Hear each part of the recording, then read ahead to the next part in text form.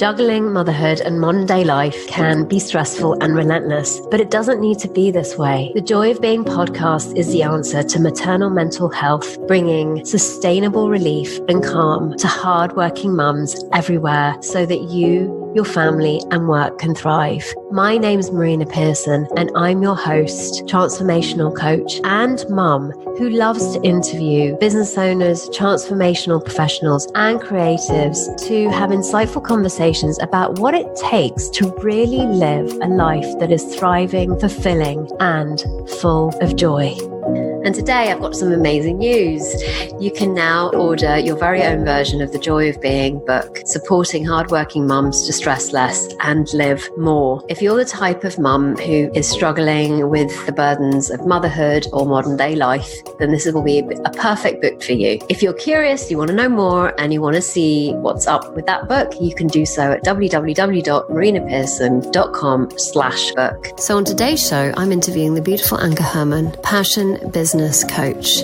She is a friend and a colleague and someone who I reached out to about 2.5 years ago now when I found out that she was actually making flamenco dresses down in Granada. And I was very curious about her from the outset just because of her trajectory and also because of her passion for flamenco. And over the last 2 years, I've seen her going from doing the flamenco dresses into being someone who is constantly on social media and doing amazing videos, adding amazing value and helping people find the business that they're passionate about. So today we picked the topic that's very close to my heart, which is all about people pleasing and how that can affect us in business as well as in life. And she shares a story how that part of her came out and how it was transformed. So if you are a people pleaser and you love to please people, but you also find it very detrimental to you, in other words, your boundaries aren't so great and you end up regretting saying yes when you mean no, then this is going to be a great episode for you. Enjoy.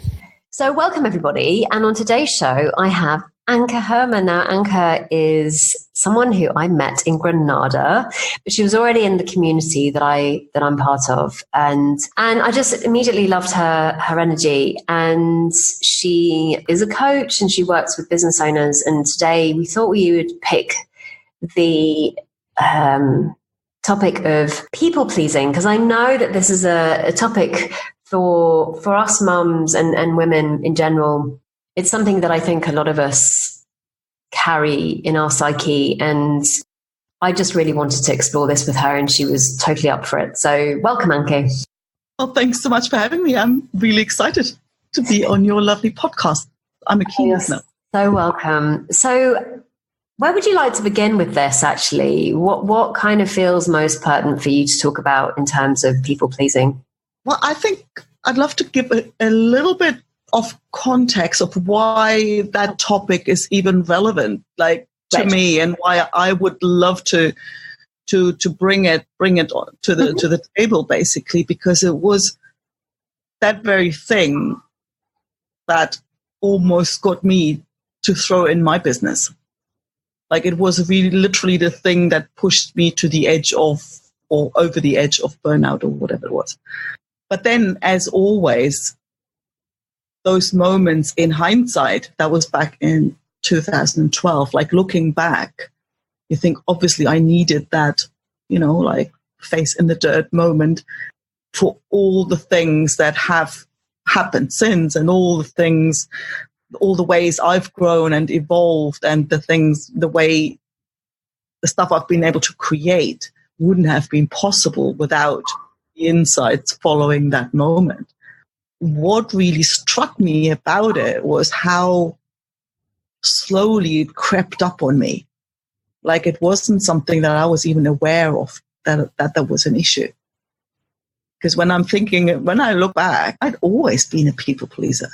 Like, it was always my mum would say, you're a people, your friend, your default answer is always yes. And your friends, people take advantage of you.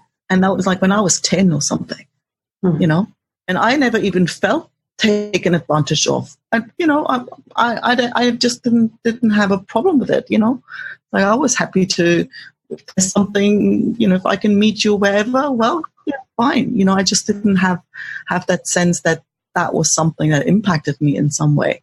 It was all great until I moved to Spain and started my own business. And the combination of the two, I think, brought up it brought to light that there was something that was worth looking at. Because basically I started a sewing business and I started to have clients, and, and before you know it, people would go, oh, I don't have time to come and pick up the dress. Could you bring it up to the tableau, tonight? Oh, not a problem. The next one goes, oh, I can't come for a fitting. Can you bring it to the school where I'm at? Oh, not a problem.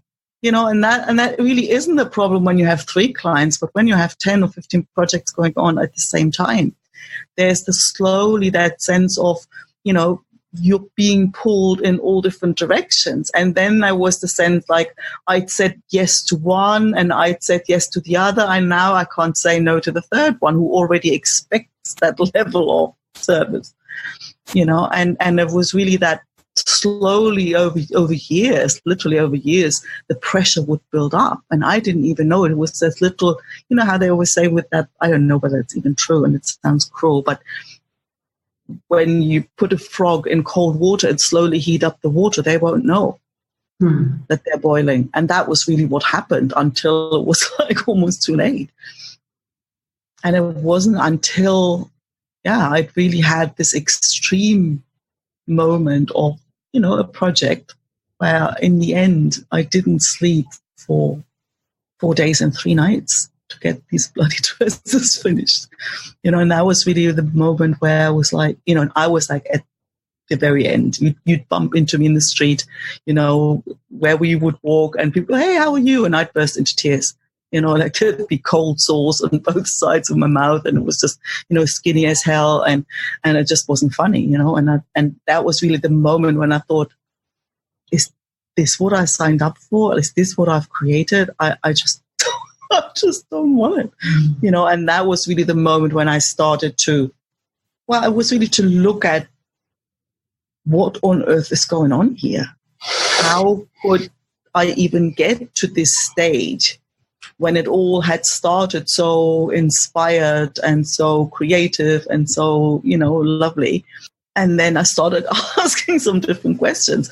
And I soon realized that I totally misunderstood. And that's when I basically decided, well, okay, if living my dream, if that's what that is, I really don't want it. I'm really not interested. And so I then said, well, and my first question was like, well, it was basically since, God, I hate all my clients. They cause all that pressure and they drive me mad, and they're basically out to make my life miserable. And then I thought, well, actually, that isn't quite true, because there are clients that are really lovely and there are projects I love working on. And then I was like, okay, who are these clients? And I thought, well, the ones that I really like, so-and-so and so-and-so. Oh, it's the Spanish clients who caused the trouble. And then I thought I had a cultural problem, and it was like, oh God, if I could just change the Spanish clients to not be so pushy, because I think what I realized was that when I lived in Germany or in the UK or in Australia, people are in general sort of fairly considerate. So they never put you in a situation that you have to say no to something. And then if you say no, like, oh, I'm sorry for even having asked. Whereas I found my Spanish clients, they wouldn't, if they want something, they ask for it. And even if I said, well, actually, I'm busy with something else, wouldn't take that. Like, they wouldn't take no for an easy answer. So I would cave in over and over again. So I then thought I had a cultural. And because the thing always was that, like, okay, if I say no, then, she's going to get upset. And then she's going to, Granada's a small place, and she's going to tell everybody else about it. And before I know it, I'm hungry in the street, no business, no nothing. And when I came to that point where everything basically went bottom up, I thought, you know what? If that means they're all going to stay away, then so be it. I'll just do something different, whatever. And it was really that whatever moment that got me to have sort of the courage to respond differently next time somebody came and said, oh, can you bring the dress to the theater? And I said, no, sorry, can't do that. And she goes, oh, okay, I'll pick it up on Monday. And I'm like, hang on a second. And that's when it sort of dropped off. Like, oh, and I'm like, I can't believe this.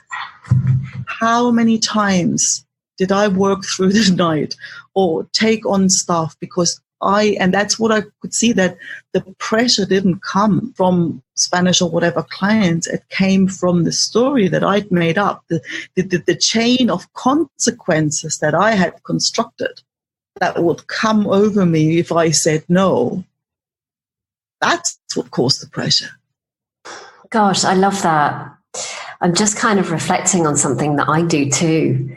And I do it in my relationships, my intimate relationships. It's exactly the same thing. Like, I can't have that conversation because all of these things are going to happen and they're going to freak out. And then they're going to freak out and then this is going to happen. And then I'm going to have to deal with that. And I don't really want to deal with that. So I'm not going to say anything.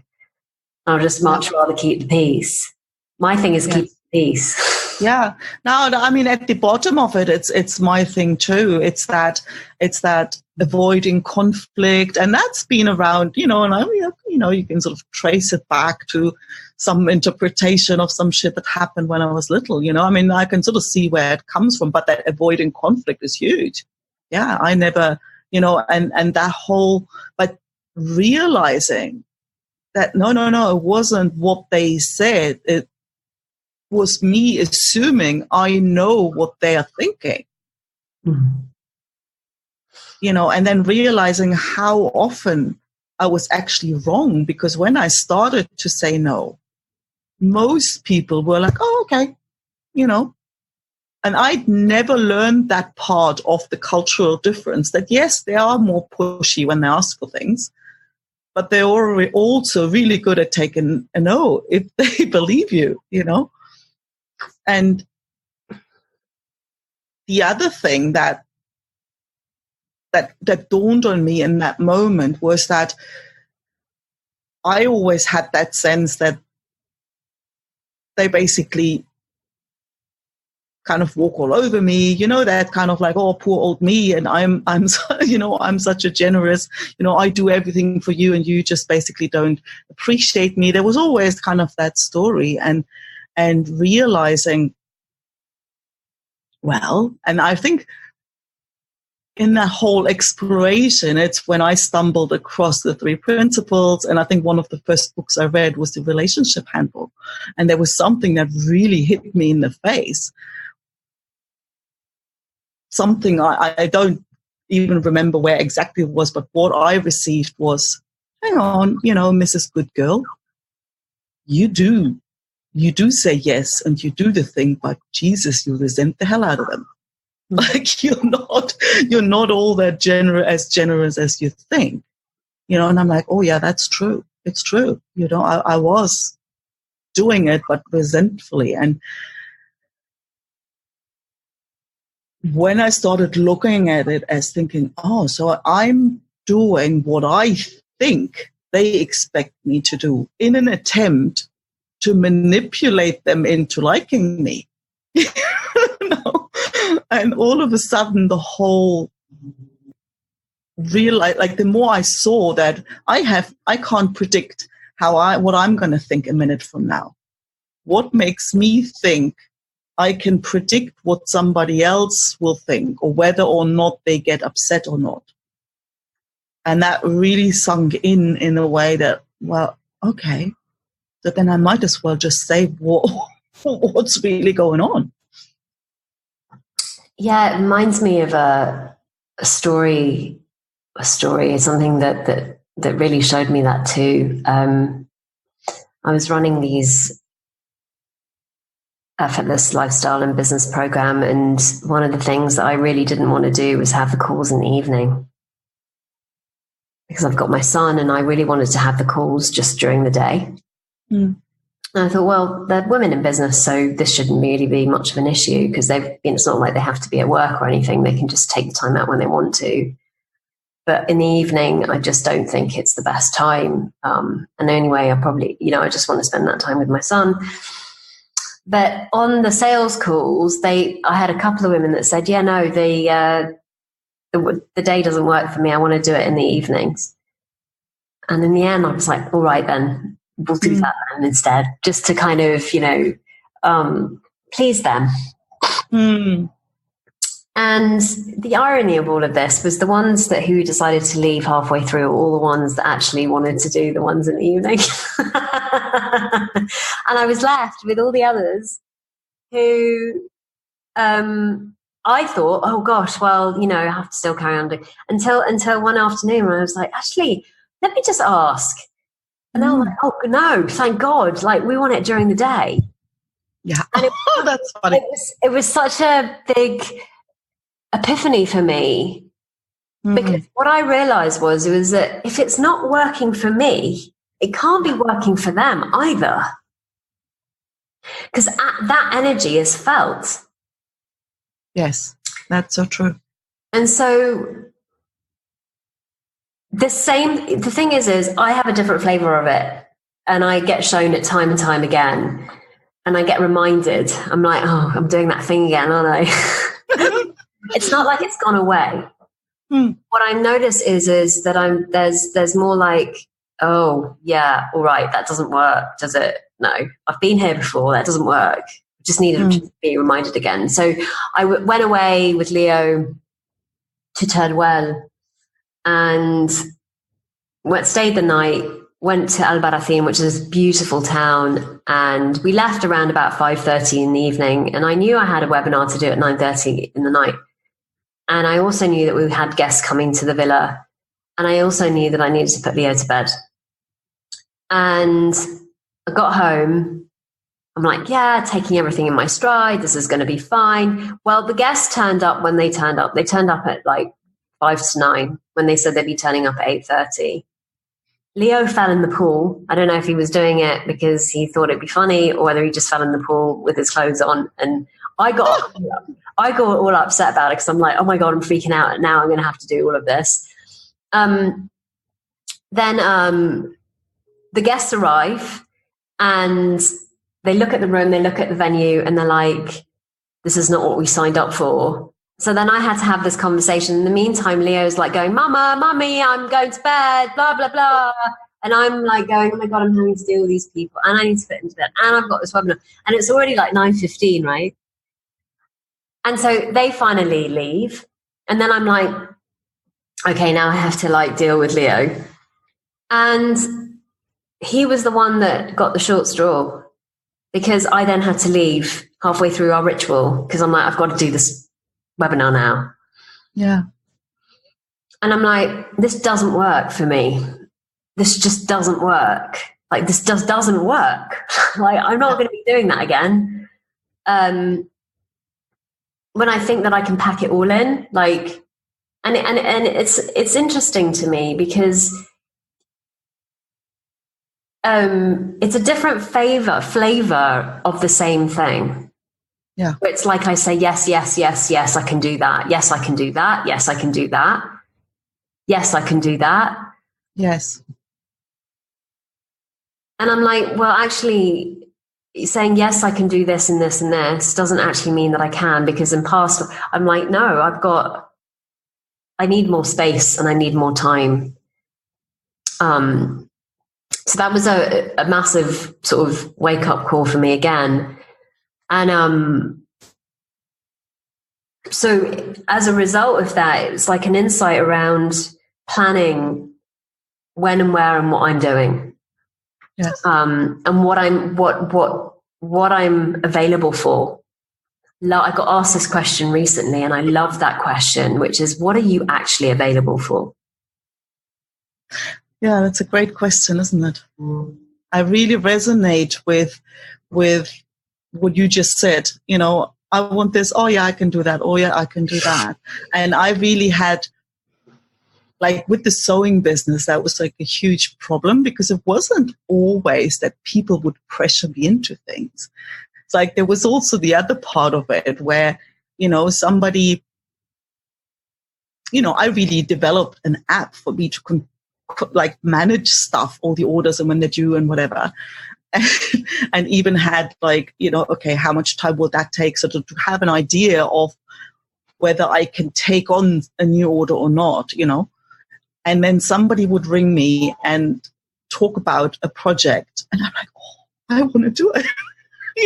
I get then excited creatively, and take on stuff because I get excited about and sort of kind of not taking into account that I might not, but I might actually be already too full in the schedule to really, I shouldn't, but I really want to, like it wasn't even always that it was just people pressuring, like I was as guilty as well.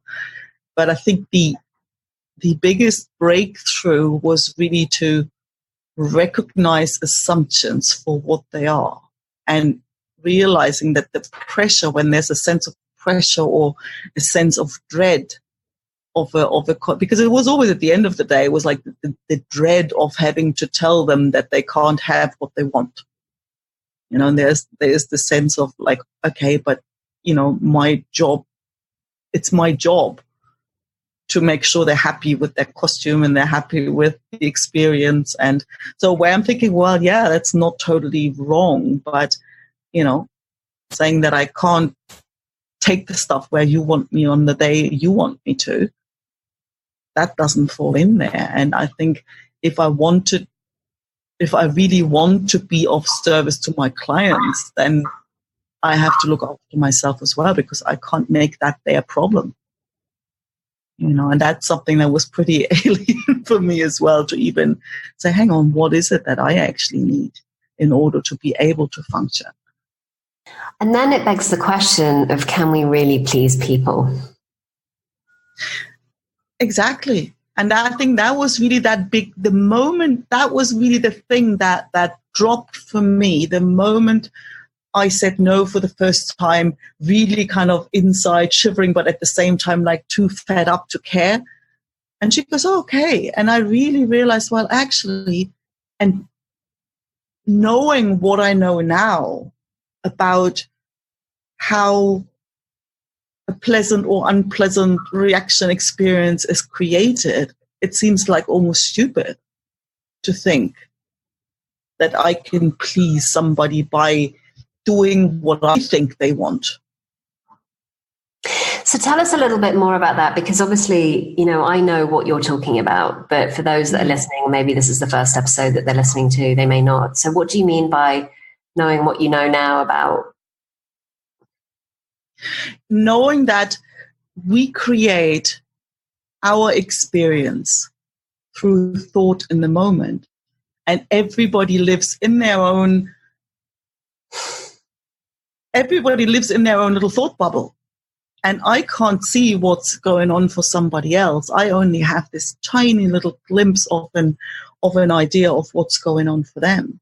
And I have no way to predict what will and won't please or upset them. And that was really something that I thought, yeah.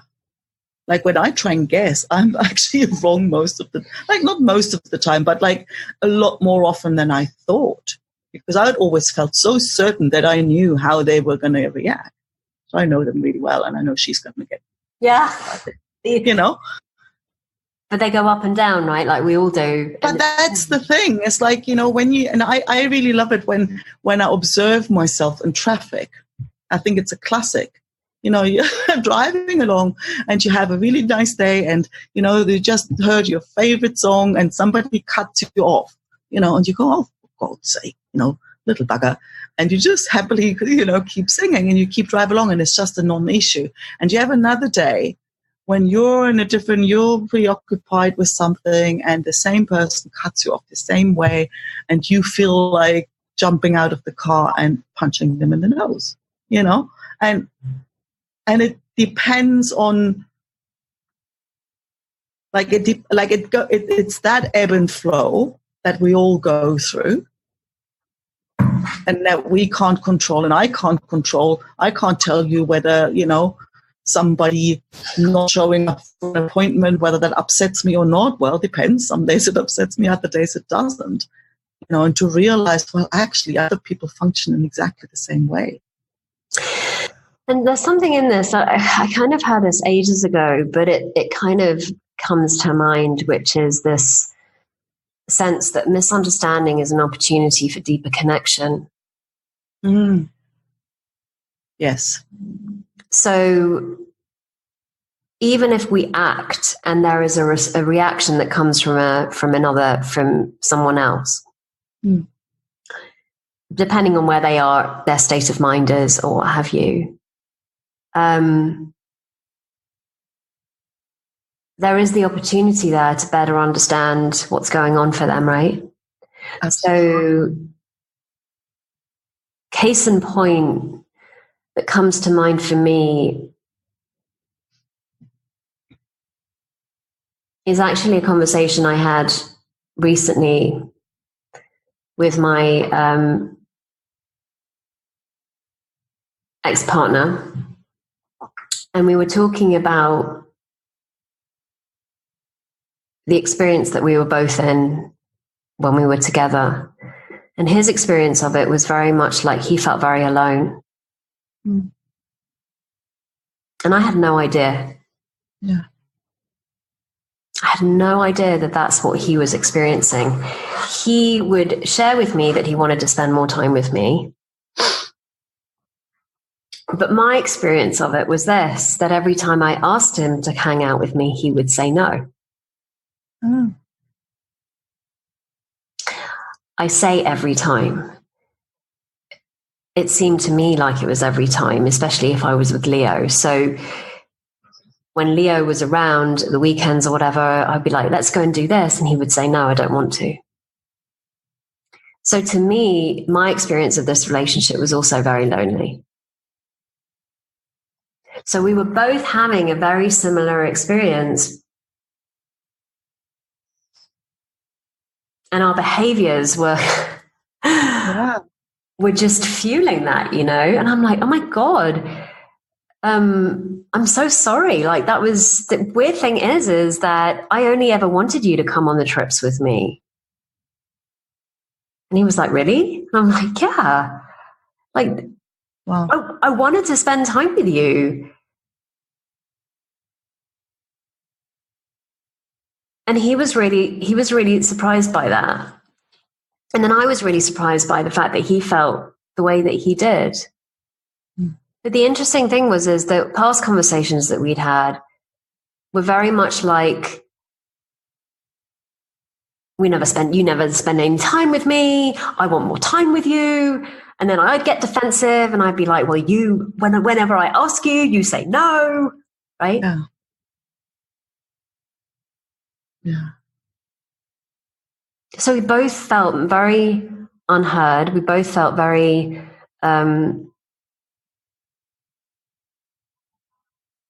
all this time, like this conversation comes up, which is I was too afraid to even have those conversations with him because I thought it would rock the boat.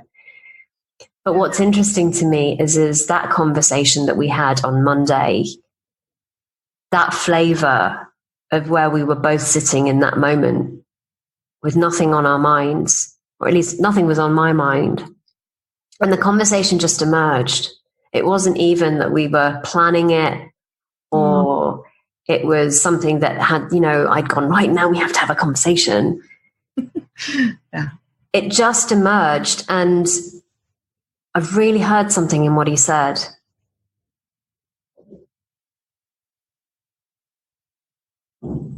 And what I heard is I needed to give more time and space to this conversation that we never had. Really, that's what I heard. The behaviors are less interesting to me, but what I heard was that we never really sat down to talk about this in this way. Yeah.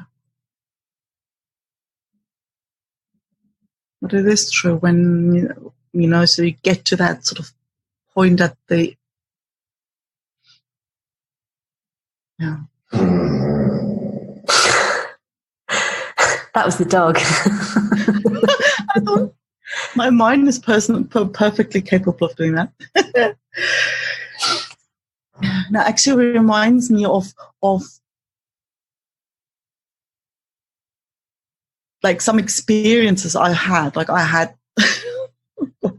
and I'm thinking back at these dramas with those, like there was a group of little dancer girls and the mothers, right?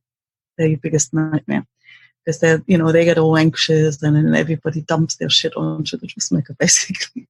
And there was a situation where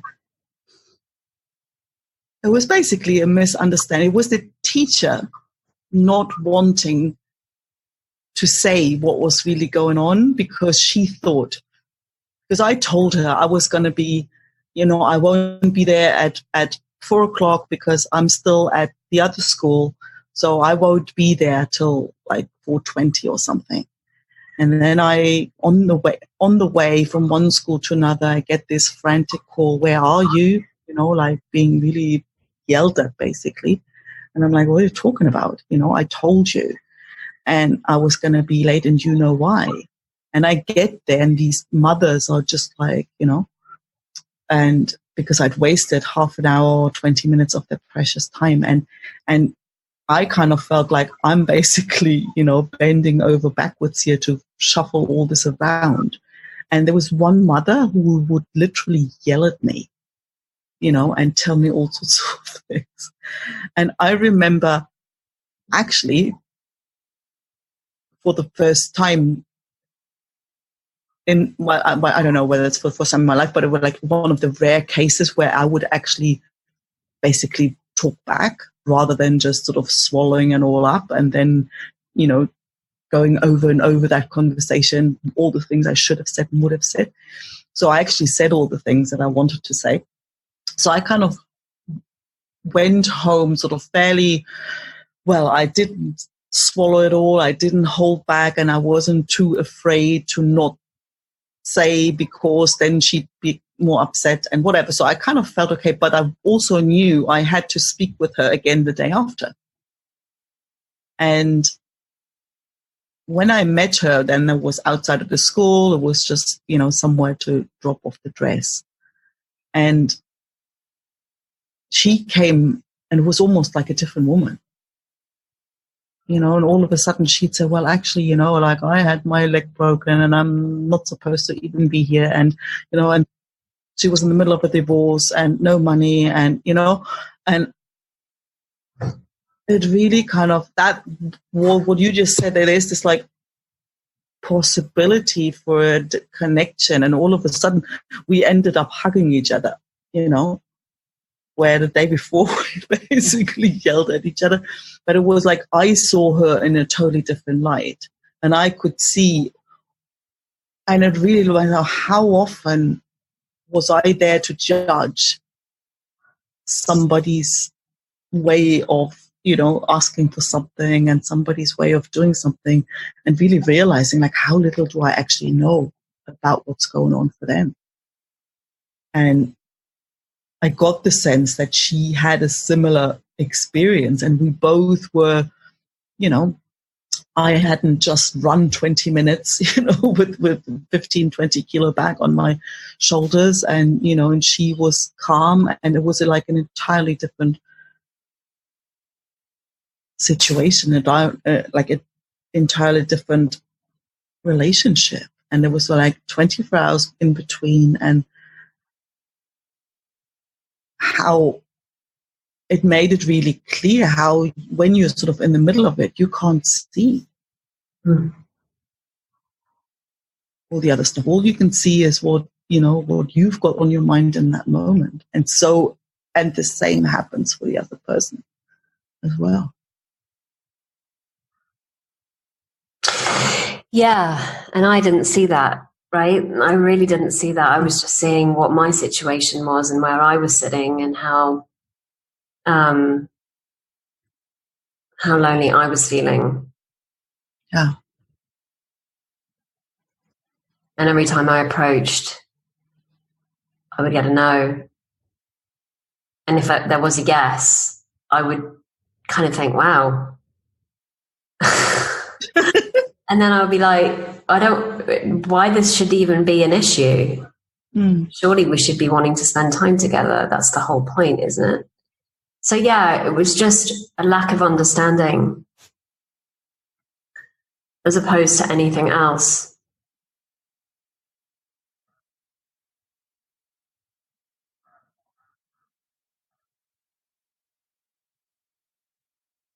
But there's something else in this, and I guess there is, misunderstanding is an opportunity for a deeper connection only if both parties are willing to participate. Yes. Because if the other party does not want to participate in the exploration of that, then you've got nowhere to go. I mean, it still opens up a lot for you, though. Like, without even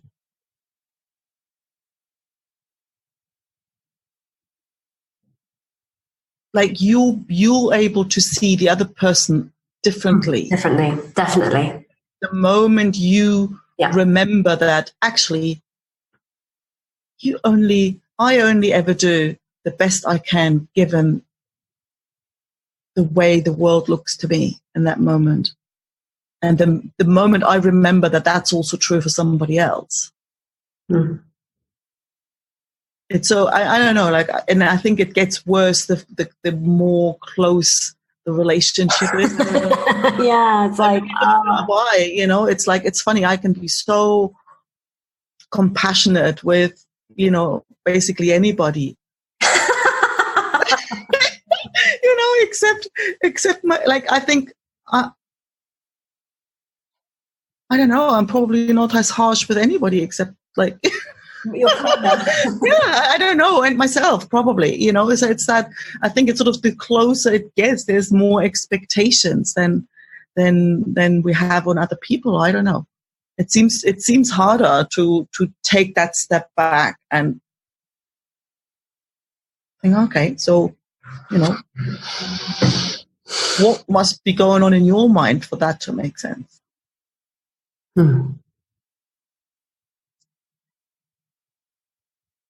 Hmm.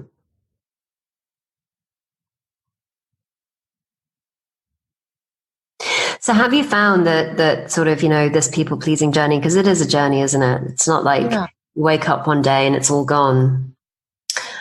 It may well be that you have a different perspective on it. You just find yourself doing that silly thing again. No, I'm doing it again. How has it changed? What are the implications of that for you in terms of your business? Yeah. I'd say like 180-degree shift. Mm. Because it was from me resenting basically all my clients, and then that, okay, if you, like, imagine you resent all the clients you work with, like, work not much fun, and then the next step sort of was a bit like, okay, I'm just gonna say no if I want to say no and say yes if I want to say yes. And I no longer care whether you get upset about it or whether you tell anybody about it or whatever the thing is. I don't care. And because sort of really like that idea that I can't predict what will upset somebody, like that really sunk in with every time I'd sort of my guess of how they'd react. Every time that was wrong, I was like, maybe I should just give up. Trying and because that's the thing is like, I don't know what day they had and whether they've had an argument with their partner or whether they've had the kid sick or whatever. I have no way of knowing that, so I really can't predict how they will react to whatever I'm saying. So I might just say that I have no time to finish that until whatever, for whatever. And then I thought what would happen. It was like really funny thinking back how often I was wrong with stuff. Because in the moment you feel so right, like you're so certain that what you kind of experience is right. And then I thought, well, okay, if I now basically turn off all these people, who will get upset, so they will go away, then at least I have space for new people and different people to come in.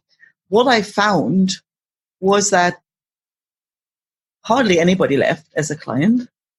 And the most surprising thing was that, like, all of a sudden, I thought, whoa, isn't that funny how they're all so nice all of a sudden?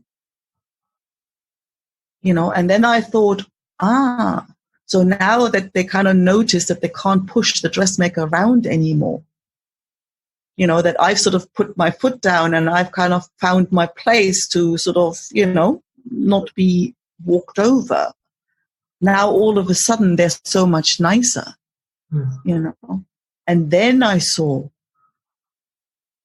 and that was sort of really humbling. I was like, that was always there. It was just, I could never see it. Wow. Yeah. It's so interesting, right? Like, when you spend more time in that true self, the self that sees things more clearly or just sees things as they are, the way that people respond to you really changes. And I've seen this so many times. Like, it's really funny, actually, when I was at the 3PGC conference, which is the Three Principles conference in LA, we came out floating in a really beautiful feeling, 3 days of just listening to the old school, right? And just really the things that happened from there on in when I walked out was just incredible. So the first thing was my Uber thing didn't work. And we were supposed to be getting a taxi to the airport. And it was like, it's not working.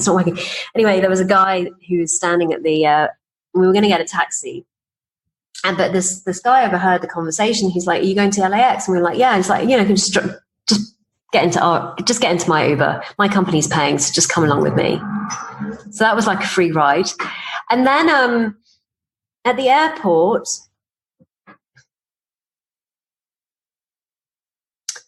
for some reason, I went in to get a cookie and a coffee and went to the store. And for some reason, the card wasn't working. And I'm like, oh God. And they're like, we only take cash. So I'm like, you only take cash? What? And I said, well, I've just bitten into the cookie and I've got this coffee. And then she then went to sort of speak to the manager. The manager came out and she said, it's on the house. I can't begin to tell you the amount of times that this has happened to me where people just want to give me freebies. They want to give me discounts. That's like winning the lottery, isn't it? Yeah, go for it. I'm really happy with that. So yeah, I'll take that. But what I really noticed was when I came back, and the next day, Leo, my son, was just gravitating towards me all of the time and hugging me and kissing me. And not that he doesn't do that, but just more so. And what I noticed about that was like, wow, when I'm in a beautiful feeling, when I'm in a feeling of my true self, when I'm in that place of, I don't need anything outside of me. I'm whole right now in this moment, like in every single moment. That does something. Yeah. Not only for you, but everybody that's around you, the business, the results, the clients, the discounts. Yeah. People seem to respond differently to you. True. Makes it really easy then, doesn't it? Yeah. And it seems like the only person that's got to do anything is you. Yeah. Yeah, it just seems like the only thing we need to do is just really listen to see if we see something new and have an insight, and then things change, and then the world around you seems to respond in a very different way to the way that it was responding to you before. That's so true. Yeah. So this idea of pleasing people is almost like the antithesis of what we want, right? It's almost the irony of this is we want to please people, but actually when we sit in a beautiful feeling, that's when that actually kind of shows up naturally. Exactly. Yeah. And sort of like trying to somehow manipulate somebody's thinking, my own or theirs, just somehow doesn't make sense anymore. And that's how the whole issue kind of dissolves. Yeah, I love that. You know, I rent out the villa here in the summer, and I was talking about it this morning. We get rated, and so we've had 10s, we've had 7s, we've had 6s and 5s and whatever. And usually, what I if there's a common thread in the comments, I go, okay, that's something I need to look at. But in the past, I would take it really personally, right? It was like, oh my God, we've got a 5. But then I would look to see, did I really connect with the people that came to the villa? Did I actually spend any time with them? And usually the people that I spent time with, they're the ones that gave us a 10. Yeah, makes sense. And so, but of course, there are people that you gravitate towards and other people that you're like, nah. But interestingly enough, this is a 2.5, like, and she put horrible, right? She went into all of the detail, every single detail as to why this was a horrible place, to the point where she fabricated. Like she said, oh, you have to pay 10 euros for the parking. No, you don't. You haven't paid 10 euros. It's complimentary. But to me, what I saw in that, in where she went, said more about her state of mind than it did about the place. Absolutely. Yeah. She wrote that when she was pissed off, angry, and upset. So she thought, I'll really throw one in there. Yeah. And I could tell, like, the detail that she went into, like, even to the point where the sheets make a noise. So she could basically use a bit of people pleasing, because then she would have thought all those things but not felt the need to say. And so what I realized is how the hell am I going to control somebody's experience of them to be having a great time at 2:00 in the morning? I wasn't even here. So it kind of suggests to me that when I stop wanting to control how other people perceive their own lives, there's a space for me to kind of go, oh my God, you must have been in a really pissed off, wankered mood in that moment when you wrote that, as opposed to going, oh my God, she's totally right. Because she wasn't. She was completely in la la land with the description. Yeah, exactly. Yeah. That makes sense, doesn't it? Yeah, but it's so much lighter and easier to run a business in a way where you're like, actually, yes, I hear what you're saying and that makes sense to me, as opposed to going, oh my God. And of course there are times that we get caught up in that personal, right? When we're tired, when we're angry, when we're upset. It's not like we've got this down. It's just there is an opportunity for us to spend less time in that. Absolutely. Over analysis. And you come back, like, I think once you've sort of realized, actually, I'm making assumptions. You know, I think once you recognize an assumption for an assumption, you'll still make them at times, you know, but you won't ever take it as fact, as a given, as a firm truth as you did before. You'll still go there, you know. But there's a lot of, hang on, you know, is that really true? You know, and you catch yourself, and I think you catch yourself sooner. And like the more you're in your head, the less you catch yourself. But as you sort of settle down again, think, oh, hang on, you know, am I just carrying on? You know? And it just loses the whole heaviness. So, my love, thank you for today. It's been a wonderful conversation, which I hope the listeners would have got a lot out of. If somebody wants to reach out to you, wants to talk more about this, wants to connect, how can they do that? The easiest way would be my website, ankeherrmann.com. They could also check out my podcast or go to passionbusinesspodcast.com, which takes you back to the website. I'm active on LinkedIn and I'm on Facebook. Pretty easy to find. Pretty cool. So all of those links will be in the show notes anyway, so you can just click on the link and you'll be taken over there. So thank you so much, Anke. It was a beautiful, beautiful conversation, which I thoroughly enjoyed. And everybody who's been listening, thank you so much for showing up today. And until the next time, bye-bye for now. And there we have it, another amazing episode of The Joy of Being. If you enjoyed this podcast, you may well enjoy the book as well. You can either download a free chapter, www.marinapearson.com/chapter, where I go into much more depth into how we can create more time and space as mum. And if that doesn't fly and you're more curious about getting the entire book, then you can do that too at www.marinapearson.com/book. Until the next time, remember, you are the joy you seek.